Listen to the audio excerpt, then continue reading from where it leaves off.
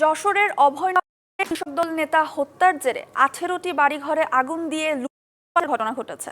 আগুন আর লুটপাটে নিঃস্ব 13টি হিন্দু পরিবার। দাবি কোনো কারণ ছাড়াই নির্যাতন চালানো হয়েছে। এ নিয়ে আতঙ্ক বিরাজ করছে পুরো এলাকায়। 22 মে যশোরের অভয়নগর উপজেলার নওয়াপাড়া পৌর কৃষক দলের সভাপতি তরিকুল ইসলাম সর্দার ঘের লিজনার জন্য ডহর মশিয়াহাটি গ্রামের পিন্টু বিশ্বাসের বাড়ি যান। সেখানে চুক্তিপত্র করার সময় গোলযোগ বাঁধলে কুপিয়ে হত্যা করা হয় তরিকুলকে।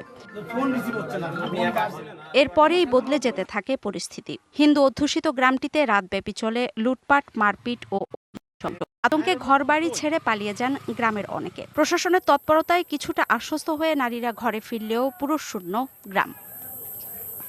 কালার এক্সপার্ট, জর্জ স্যাপ এবং মাইল্ড অন হ্যান্ডস টেকনোলজি সমৃদ্ধ অরিক্স ক্রিস্টাল ওয়াশ আপনার ক্ষতিগ্রস্তরা জানান, অজ্ঞাত লোকজন দল বেঁধে এসে তাদের বাড়িতে ভাঙচুর ও লুটপাট চালায়। ঘটনার পর মোড়ে মোড়ে পুলিশ মোতায়েন করা হলেও আতঙ্ক কাটেনি মতুয়া সম্প্রদায়ের এ পাড়াটিতে। চুলো নেই, এই ফরুন কাপড় নেই, কিছুই নেই। আমরা কি করে এই জায়গায় থাকবো? কিটা কনে এসে উল্টো পাল্টা কি করবে, মানে কি ভয়তে তারা বাড়ি আসতে পারতেছে না। আমরাও বাড়ি থাকতে পারতেছি না, রাতলি বাইরে গ্রামে চলে যাচ্ছি। আমাদের বাড়িটা পুড়িনি, আমাদের বাড়ি লুটপাট করে নিয়ে গেছে, কিছুই নেই আমাদের বাড়ি।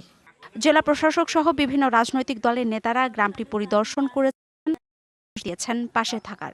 সংখ্যালঘুদের বাড়িঘরে যে হামলাটা হয়েছে, আমরা সেই সব জায়গায় পরিদর্শন করেছি।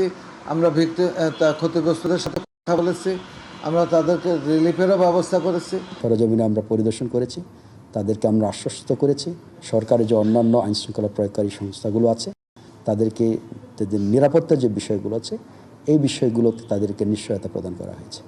হিন্দু অধ্যুষিত গ্রামে কৃষক দল নেতাকে কেন, কি উদ্দেশ্যে কারা হত্যা করলো এ নিয়ে চলছে বিচার বিশ্লেষণ। পাশাপাশি নিরীহ মানুষের বাড়িতে আগুন লুটপাটের কারণ খোঁজা হচ্ছে। DBC news desk.